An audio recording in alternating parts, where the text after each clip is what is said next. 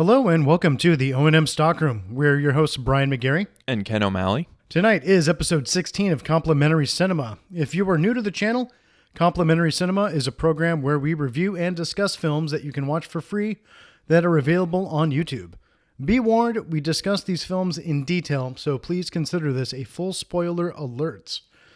Tonight's film is, what the hell is this thing called? Riverworld from 2003.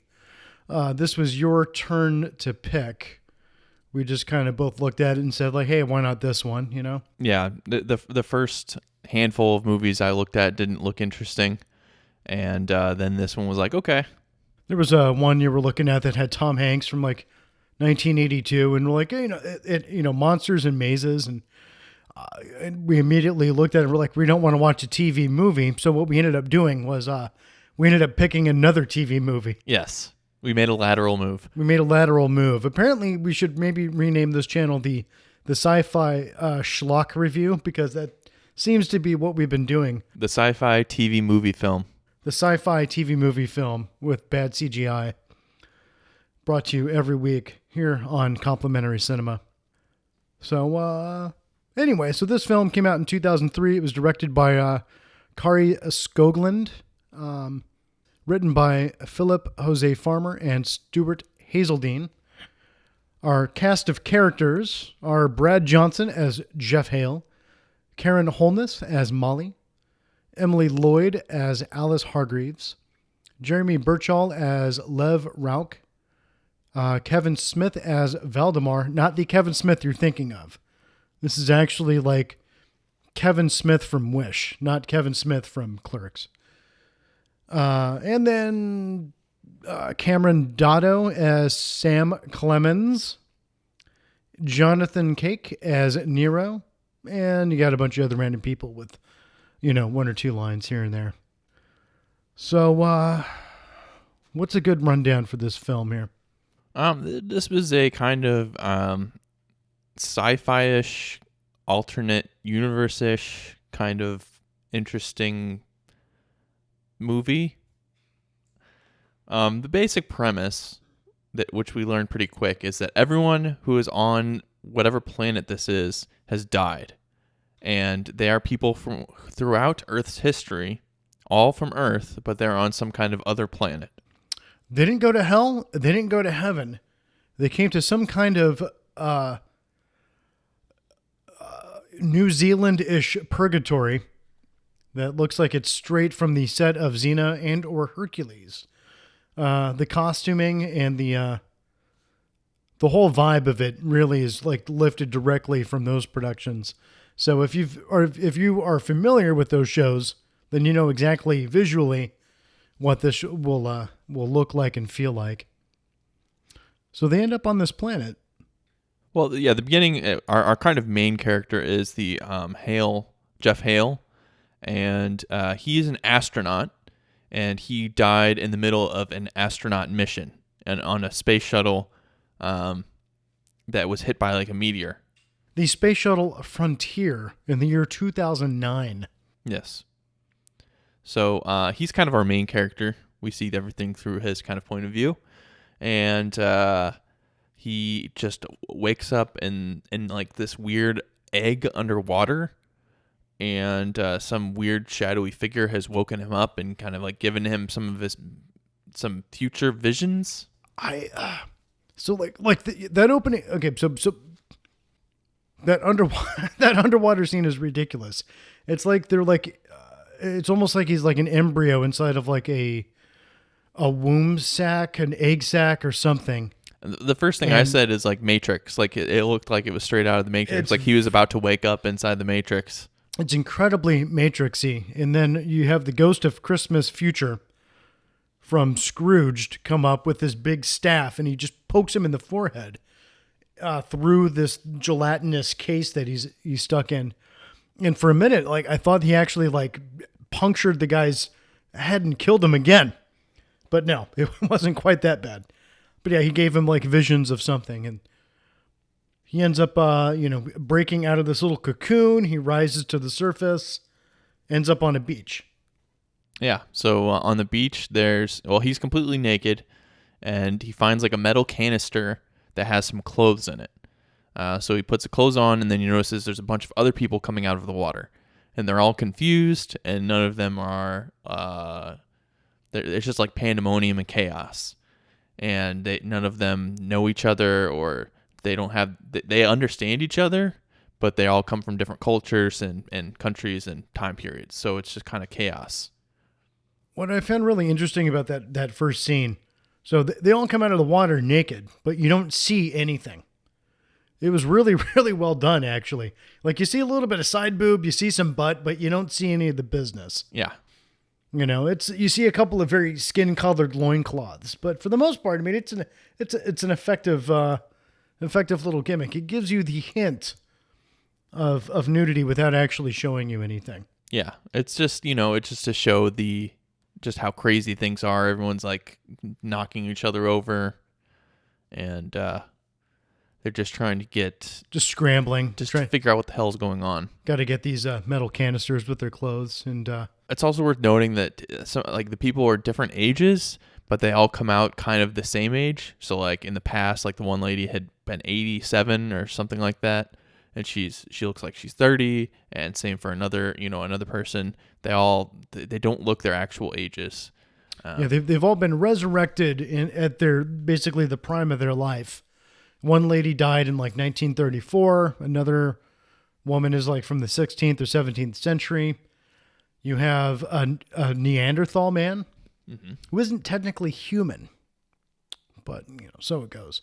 But yeah, so you have many different walks of life. A Roman, a citizen of Rome, whom we later find out is supposedly the Emperor Nero.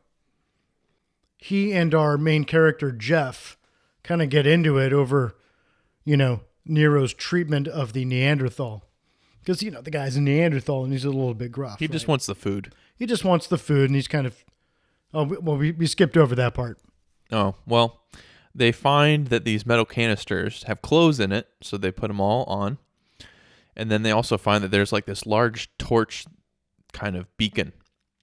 And when they go up to the beacon, it has holes that the canisters fit in. And when they put the canister in, it comes back out with food in it. And the Neanderthal wanted somebody else's food, and there's a scuffle, and that's how we are introduced to, we find out, is Nero. And he and the lead, Jeff, kind of get into it, and they fight a little bit, and just kind of, just immediately it's like, this guy's just kind of a jerk. Why is he being a jerk? And you kind of roll your eyes a little bit. Yeah. It sets up the rest of the movie. It's kind of the difference between someone who's looking out for everyone and someone who wants to rule everyone. I just want to be in charge versus I want everyone to just live and do well. And kind of that ideology battle throughout the rest of the film. Yes. And just as all of these people kind of get themselves situated, they got some food, they got some clothes, the riders of Rohan show up. Evil Rohan, not the good Rohan. Show up and basically like, hey, welcome to Riverworld. Real quick, we're a bunch of evil tribal people, and we're going to make the strongest and best of you, warriors, and we're going to enslave or kill the rest of you. So here we go. And then they all get ferried off to Rohan. I mean, Helm's Deep. I mean, a bad CGI model on top of a mossy rock in New Zealand. With waterfalls in the background. Waterfalls in the background. Really not to scale either. At least, it is kind of a fantasy film, but it was not a convincing effect. But, there's not much in here that is convincing. So anyway, there's Valdemar is the leader of the Vandals, this group of people that are basically just kind of roaming Riverworld looking for fresh meat to swell their ranks. They make either soldiers or slaves of whoever they find. So, I'm assuming this has happened before. People come out of the water. They're all confused, or whatever they come from. And then they just are being taken advantage of. And we find out that Valdemar, the leader of the Vandals, has been on Riverworld for 10 years. So people have been popping up out of these weird gelatinous eggs out of the water for 10 years. And he's like minimum. They don't know of anyone who's been around longer than that. That's kind of our like oldest bound. Yeah. Yeah, because we find another character that says he was there for 10 years as well. So maybe it's kind of hinted that that was the first crop. Mm-hmm. But you never know. Yeah. I don't think the Roanoke colonists survived much. There may have been lost crops of humans earlier on. But the oldest we know about is 10 years old. And we're dwelling on this point far too long. It is of no consequence. No. I digress. These people, they're not living very great. It's kind of like medieval conditions. Apparently they have some kind of farming and that kind of thing, but they don't really have much they've been, the other thing about this planet is there's like a lot of meteors. A lot of meteor strikes, and they mine the ore for iron, right, for weapons, and apparently some of these meteors contain palladium, a very valuable mineral. So they have like kind of this land in between where there's these giant craters, and then like the river area is the safe area because it's kind of like got the hills protecting it. So that's kind of the reason, I guess, that they stayed in the river. Also, too, like the mountains beyond are cannot be climbed for whatever reason. They never really tell you, but they suggest that maybe the air is too thin. Mm-hmm. Very thin atmosphere on this planet. Right. So they just follow the course of the river. Yep. So the river's a safe place to be, and that's why it's just Riverworld. That's the only part that they can inhabit. So the bad guys, I mean, it's kind of like not a joke, but like it's just over the top, like, everyone's going to fight each other to the death, and whoever survives is going to be my soldier. It was kind of disappointing, I was hoping for a little more dimension from the villain in this film than that. But he really is a very one-dimensional guy. He's very like, ha ha ha, I'm evil. And look how evil I'm going to be. Yeah. And then, unfortunately, though, Nero gets caught up with the rest of the new folks and gets selected to fight in this little tournament to see if he can, if he can win. And they establish in his initial fight with our hero Jeff that he fights to win. So of course, he absolutely like mauls his contender and succeeds. And then he calls out one of the people up in the rafters, one of Valdemar's little henchmen. And, he basically, recognizes him as somebody from ancient Rome, from his era. And the guy's like, then he announces that he is Nero. And, the guy's like, oh, hail Nero. And some commotion ensues. And Nero is this badass who basically fights Valdemar in the ring and kills Valdemar. And this is where I have some serious problems with this film. The historical accuracy of who Nero was versus this on-screen portrayal of him. It's like they just picked a random name out of a history book and were like, all right, we're going to make that our Roman emperor for this story. Well, plus I think it was like they also picked one that you could point at and say, that guy's definitely evil. You know what I'm saying? Like, sure. Nero's a well-known, not great guy. So I think more it was that angle probably they went for. They wanted to pick a name that people would associate with a bad guy. But, I mean, the fact that he's not like this badass soldier, like the real Nero, is nothing like this character. Yeah, the real Nero was like effeminate and obsessed with the theater, and I believed he liked to act, and he he wasn't also mentally unstable. So I guess that part was closer. A lot of them were mentally unstable. I mean, like, so like the way that Nero is portrayed in this film is like Caligula. That's who they wanted. Mm-hmm. Why didn't they just make him Caligula and not Nero? I don't know. They needed to do just a little more homework on who the crappiest emperor was. Mm-mm. Because they're kind of blaming, they even blame Nero later in the film for like, oh, the fall of Rome and everything else. I'm telling you, like, Caligula was a huge low point in Roman history. Nero, comparatively, is like a footnote. Like, everyone despised Caligula. But that's who this character should have been. So from now on, I'm going to call him Caligula. because Oh, no. Nero just doesn't cut it. Caligula is the bad guy, really, ultimately. Well, anyway, The point is that the new Roman emperor challenger takes over the bad guy operation, and at this point, the good guys have escaped through a secret tunnel, and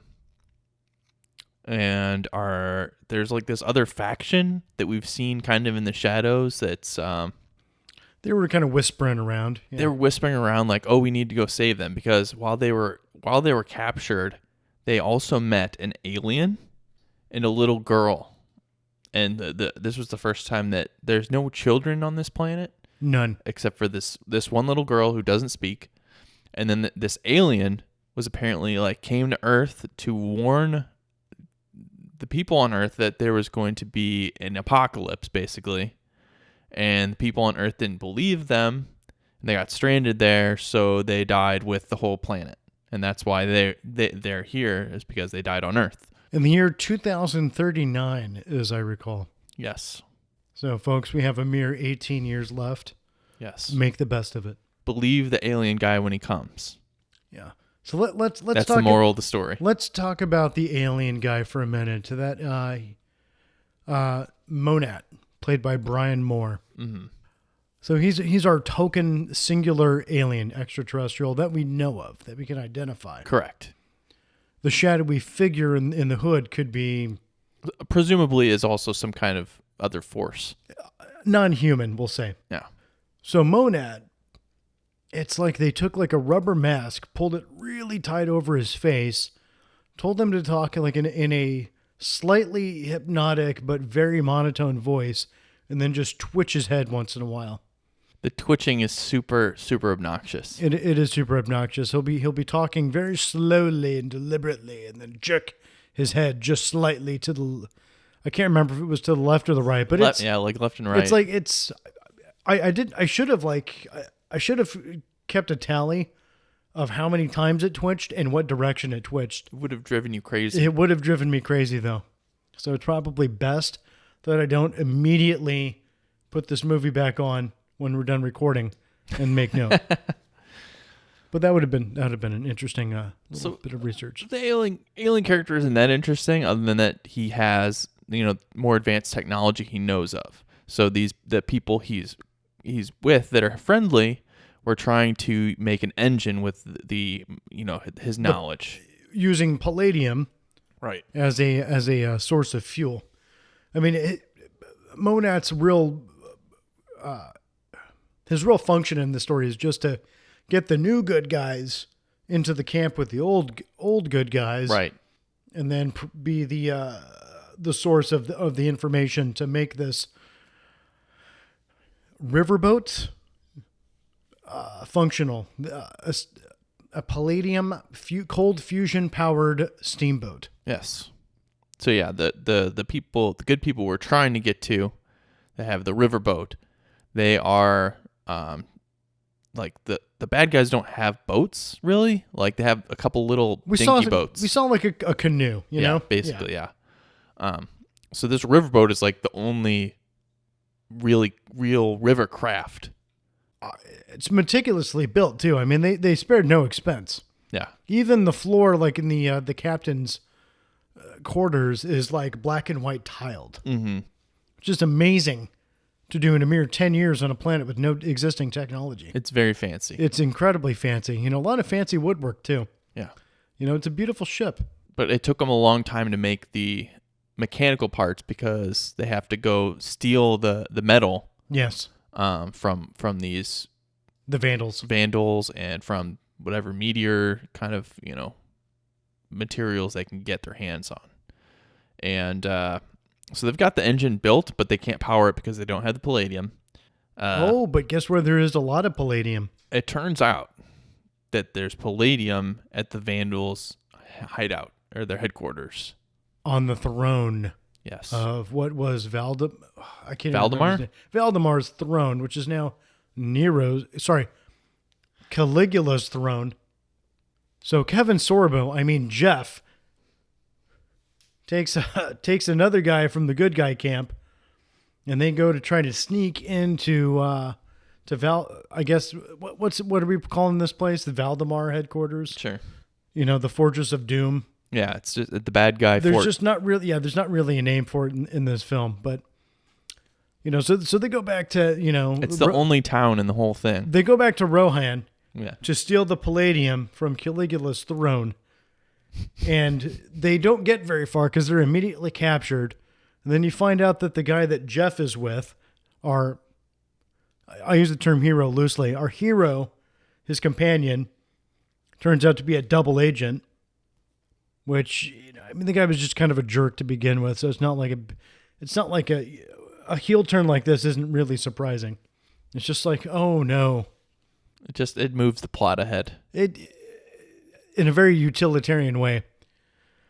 So then they go and then they raid the good guys' camp and people get captured and blah blah. They take over the boat and they're gonna use it for their own nefarious purposes. Caligula is convinced that if he has such a great boat like this, he can go and find other camps of other humans, right, and enslave them too. He wants to make a new Rome where it's modeled after him and he'll have control over everything.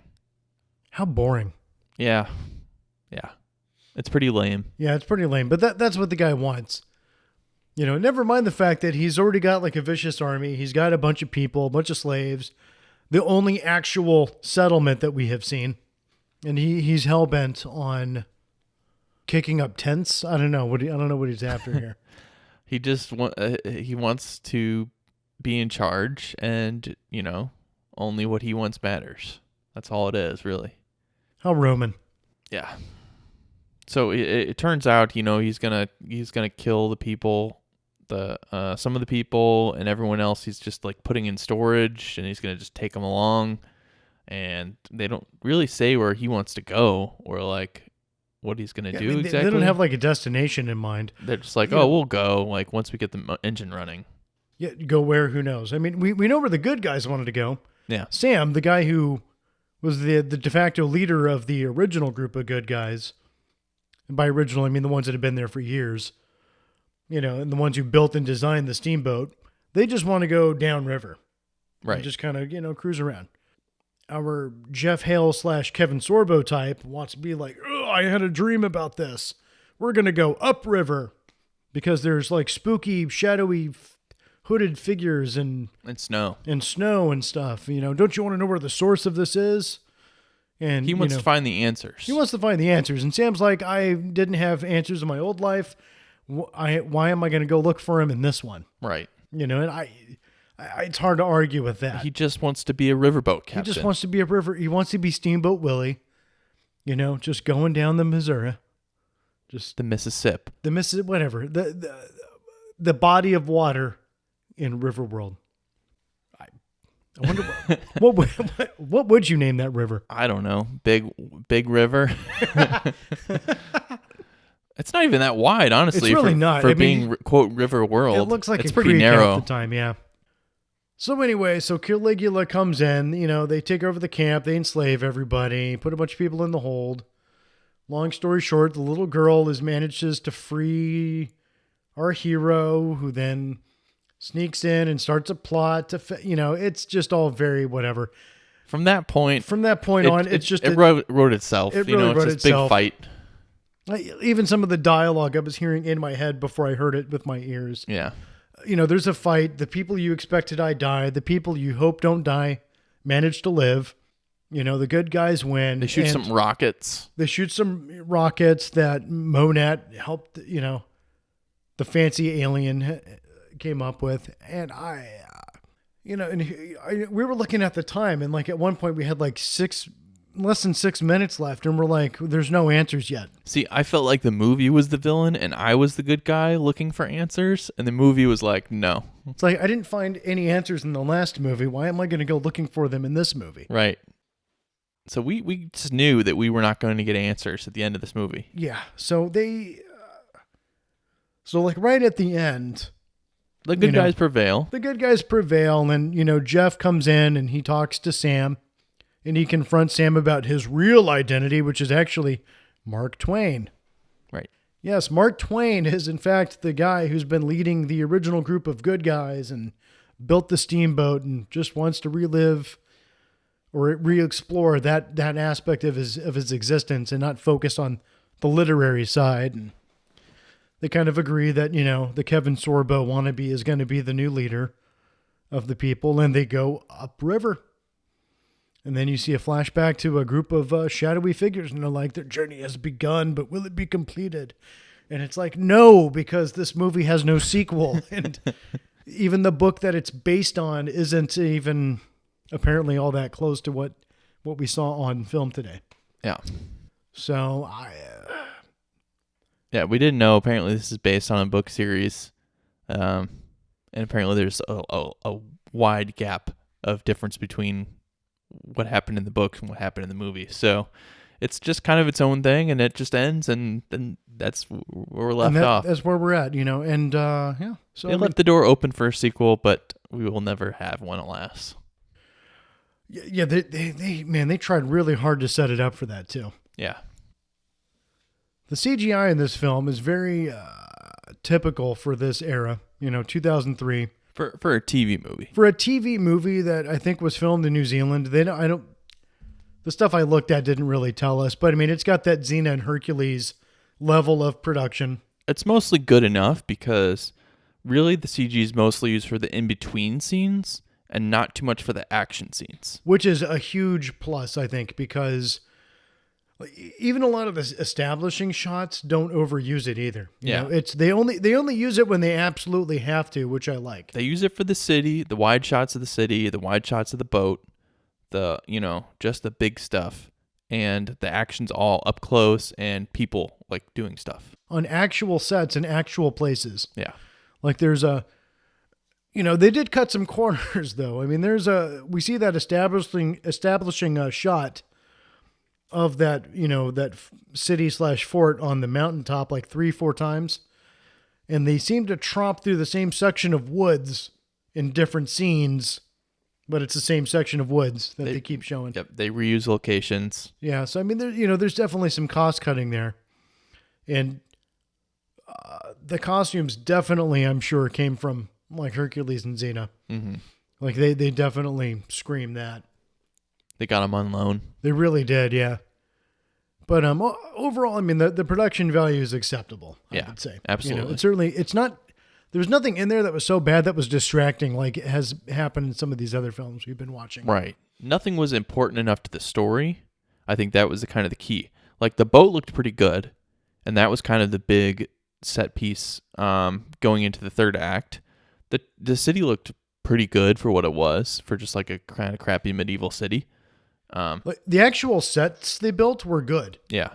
Like the costumes were decent. The sets that they actually built were good. I mean, really, it was just those kind of two areas, and then everything else was woods and beach and river. Yeah.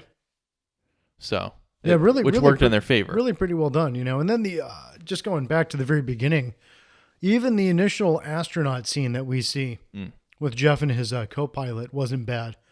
They took a little bit of liberty with the design of the space shuttle. Like they changed the cargo area, but it's easily identifiable as a space shuttle. They had a fairly accurate cockpit. They had a fairly accurate flight suits. So there was, they did pay some attention to the details, which I liked. You didn't feel, going into it, I didn't feel like I was doomed to be watching 2 hours of crap. Yeah. Like the people who made it tried.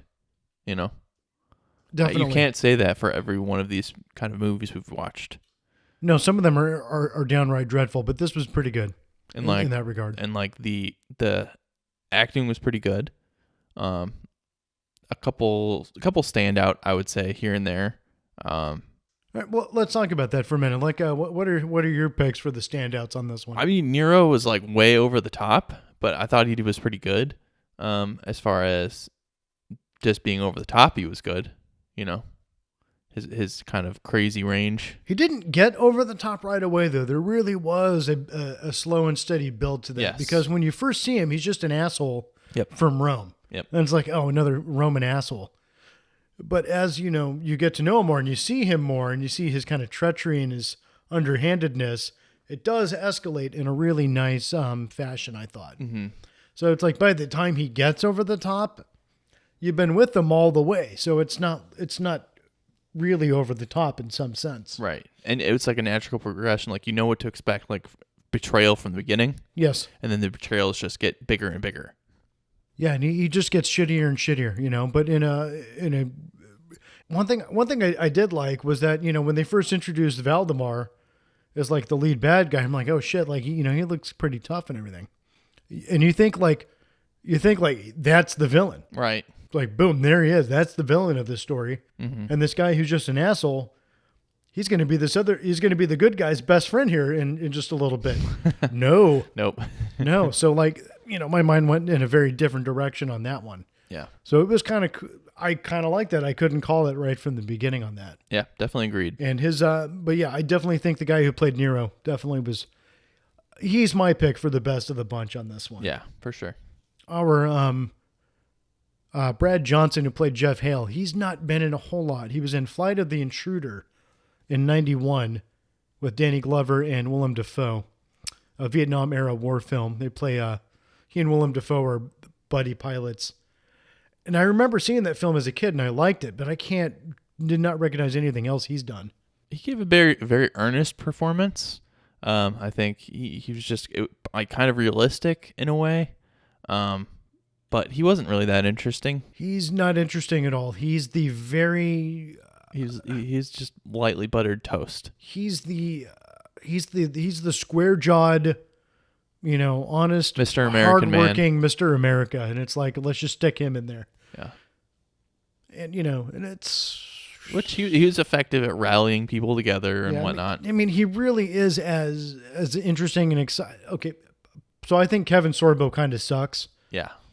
Definitely as a human. On the whole, as you know, certainly as a human. As an actor, he's crap, but I didn't really watch Hercules growing up because every time I did, I couldn't stand Kevin Sorbo. Mm-hmm. Not gonna lie, he's a better version of Kevin Sorbo in a way. Mm. He's got the same like square jawed, like masculine, like beefcake kind of thing going on. But first off, he doesn't have the bad hair, and I don't want to punch his face every time I see him. So those are definitely two pluses that he has. There's also like a pseudo love interest with Emily Lloyd's character Alice.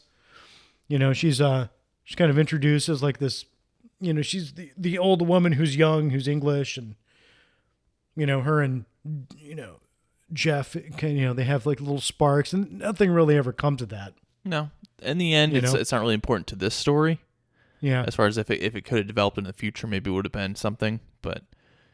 For this story, yeah, it's not really that important. Yeah, it's really not that important. And apparently, also, this film was only the first few chapters of like the first book. Mm-hmm. So, you know, of what is apparently a 5-book series. A 5-book series. So we're only getting just a little taste of that. And I gotta say, if they made a sequel to this, I would totally watch it. Yeah, because if it was with the same people and everything, you know, I think that'd be interesting. I think as far as like kind of low budget TV-ish movies, this one was definitely very watchable. It didn't, at no point did I expect it to impress me. And I wouldn't say it ever did, but it definitely kept us interested. The writing wasn't terrible, which is we normally experience in these kind of movies. It's definitely in the top half of the things that we've been watching on this so far. Yeah. Like, you know, I went to high school in the 90s, late 90s. And there was a lot of this kind of stuff on like USA and occasionally even on Oregon Public Broadcasting. You know, you would just have like that level of production of like fantasy stuff and everything. And it was you know, enjoyable. It didn't necessarily like stick with you. You know, you didn't like wake up in the middle of the night in a cold sweat like needing more. It was just, you know, it was kind of good, fun entertainment. And that's kind of what this is. Mm-hmm. You know, it's enjoyable. There's not really any real bad acting. It's like some of my only complaints is just like the fact that it was made for a TV format. So there's like the commercial breaks. Oh, there's a lot of commercial break spots. So they you know, it's set up for that where it's like that one moment where they tried to build the tension up to where like he drops the sword. Oh yeah, that was a weird scene. And then it was a break because it you know, originally it was on TV, so that was a break for the commercial. So they were trying to build it up as a big suspenseful moment. but it really wasn't that like, The pacing of it really fell apart there too, because like there's like a close up of him like of Jeff gripping the sword, and then it like slow mos, and then you look back at their eyes, and then the sword drops, and it was just kind of the way that it was paced was really weird. But like most of the breaks were fine. Yeah, that was the only one that was really jarring. We had to go back and look at that one again. It was like what exactly just what happened there? Yeah, it was interesting editing choices. Mm-hmm. Yeah, I think that it's just a very functional movie. They kept us entertained all the way through to the end. I was more disappointed knowing that we wouldn't get a resolution, just because I think it could have, they could have done it. Like they could have gotten there eventually if they'd made more of this. So it's too bad, because it would have been like a TV movie series, which has many precedents over the decades. That could have been a thing. They could have made like 2 or 3 of these. I think if you made this now, you could probably, now people are used to binge watching stuff, and you could probably make it pretty well now. Apparently, they did remake, whatever you want to call it. They made some kind of other series in 2010, some kind of mini series. No idea if it was any good either, but I think now you could definitely make that, and people will probably like it. The problem is though, if they made it now, it would not have all of the like late 90s, early 2000s charm that this one has. That's true. Because this one has that vibe of the production of those shows I've mentioned, mm-hmm. which I liked. Yeah. And for me is nostalgic, and also there's a lot of it that's not useless CGI. Mm-hmm. If you were to watch this now, if they made it now, it would be like 75% CGI. You'd have actors in front of blue screens green screens, and everything would have like a filter over it for, additional visual effect, and it would look like ass. Fair enough. And they would have cut out, I think, probably more of the interesting bits. Mm-hmm. There's not necessarily any real world building bits, but I mean, there's even a moment, like where Sam and the little mute girl have a moment. Yeah. Like they would have cut that out. They would have cut out a lot of these nice little exchanges that we have. And so I don't know. I mean, if they did it now, I just don't have a lot of hope that it would be good. Mm-hmm. But I am also an angry old man yelling at the sky. So what do I know? I think my only real complaint as far as this production within their time frame and like what they would have done is I think I would have done something different with the alien. I think the alien was just like, it ended up just being another character that wasn't really that different than the other people, except for that he had the technology and he looked weird. And he had that really bad twitch, But you know what I'm saying? Like, yeah, he didn't really act any different than everyone else, and he wasn't really important other than the fact that he had technology. He even he has an exchange with Jeff, earlier on in the film where, he makes it clear that he and Jeff have very different situations. It's like he's alone on that planet. There's no, he has no family. There's no others like him. He's all by himself. Right. He has no hope of ever being reunited with others like him. And he states really clearly, like, I have no hope. But we never really figure out what his, what is driving him to help these humans? What is driving him to be on whatever particular side he decides to be on? I think it also would have been interesting to have a bit of a redemption arc as far as, Captain Hale kind of restores his hope or his like faith in humanity, because the humans from his time, they just didn't believe him and wrote him off and everything. Yeah. So, but they didn't really focus on that aspect. In fact, the wrap up for the movie is kind of funny because Sam is the only one that gets any resolution. The rest of the good guys we've met along the way have just survived, and they're all together at the end. Yeah, and they have a lot of open threads there. And then there's that one little final scene right at the end where after the hooded shadowy figures are talking about the humans that just embarking on their voyage, and then they cut back to deep underwater, and we see another little green gelatinous egg, and inside, I swear to God, is another Nero. I was gonna look it up because I was curious too, as far who that was supposed Because to that be exactly. looks like Nero. It's got the same nose and eyes as far as I can tell. And it may have been. And it makes sense that it would be, oh, you're still not rid of the guy. Mm-hmm. Which would be interesting because then it would mean that every time you kill somebody, they get resurrected. Right. Which also ties in with Monat's little bit of wisdom earlier. It's like, oh, first time you've ever killed someone, you'll have to do it again. Okay, so yeah, you're right. It is Nero. Yeah. So that's interesting. So it's like you can't ever really get rid of anybody in this film. Or in this universe, I mean. And that's an interesting thing. Yeah. Overall, I'll give this thing some points for originality. Mm-hmm. A bunch of humans from throughout history get resurrected on this planet. There's all these geographical and physical limitations for them on this planet. Apparently, by deduction, they're all immortal in some sense. Mm-hmm. Because apparently if you die, you can still come back again.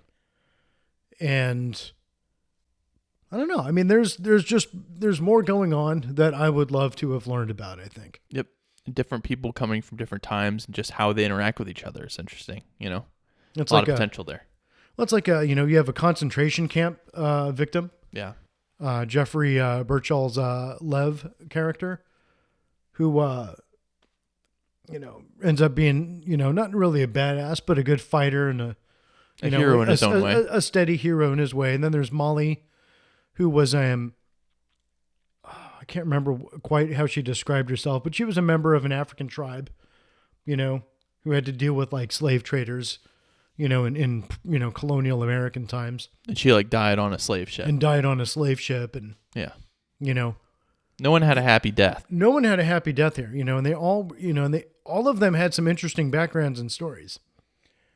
Would have been nice to, get more of that. And it is funny that, yes, it's only Mr. Sam Clemens, Mark Twain, who gets the full story arc, and we don't even see him much until a third of the way in the movie. Yeah. But so it goes. They got to focus on something, and again, the steamboat was his thing. So I guess it was his thing, and it was a big deal. They wrapped that up, and then that's all they had time for. Presumably in the future, the steamboat will go somewhere, right? Yeah, exactly. So I don't know. They should have made one more, like a year later, Mm-hmm. Happily ever after. Riverworld, everything's fine. Riverworld 2, Electric Boogaloo. It would have been great. They could have had phased plasma pulse rifles in the 40-watt range. Could have done all kinds of cool stuff, Wow. I don't know. Just saying, would have been fun. So this, our new criteria, so we have the three main criteria: well written, well acted, and well produced. Mm-hmm. All right, I would say that this was decently written. Mm-hmm. I would say that it is decently acted, and I would say that it's decently produced. So, overall, by that criteria, I would say that I would recommend watching this once. Yeah, I'd say overall, this is average. Yeah. It's like I said, it didn't wow me. I didn't expect to be wowed. It was, it was an adequate production. It's like C+ to B-, it's in that ballpark. It's watchable, it's enjoyable. It was a good watch once, but you'll probably have the same kind of questions or thoughts we had as far as this could have been a bigger thing and done well, if they continued to make more. It won't leave you as satisfied as you'd like to be, but But it was interesting to think about. Like James Cameron said, sometimes it's the thing that you don't say and don't reveal that leaves you on the edge of your seat. And they were trying to do that. Yeah. So, they can hopefully get, funding to do another one. But we'll use our own imaginations to finish the story. We'll just have to fill in the blanks. All right, so that's a wrap for this week of Complimentary Cinema here on the O&M Stockroom. We're your hosts, Brian McGarry. And Ken O'Malley. And you can tune in every Wednesday on YouTube or Google or Apple or Spotify and check out our latest podcast. If you have any suggestions for films that we should look at, please drop us a line. And all for now.